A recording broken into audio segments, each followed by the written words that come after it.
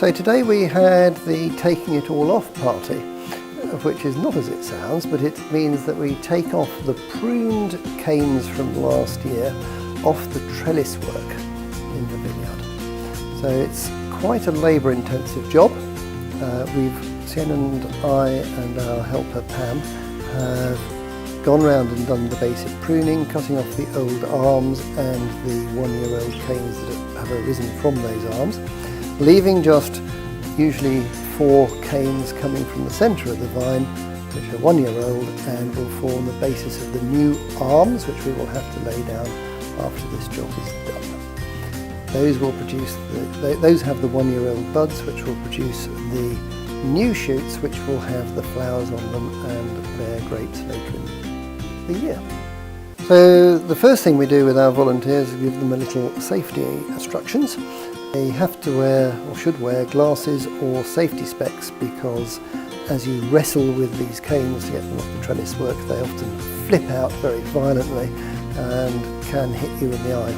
And they have secateurs, and they have to go round up and down the rows taking off all the old canes. That sounds very simple, but some of the canes have got very thick tendrils attaching to the wires, which need to be cut because they're too strong to pull off. Also the old arms are all tied down with little wires, which also need to be disentangled, either cutting or unravelling them. Once they've taken them off, they put them into wheelbarrows, and it all gets wheeled over to a bonfire where we burn the prunings. The reason we do that is that you can get spores, in particular powdery mildew and downy mildew spores, residing on those canes, which will then reinfect the new growth. We treat our volunteers rather well, actually, perhaps too well.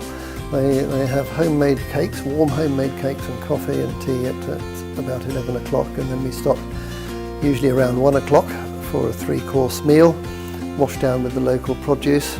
Productivity in the afternoon tends to suffer somewhat.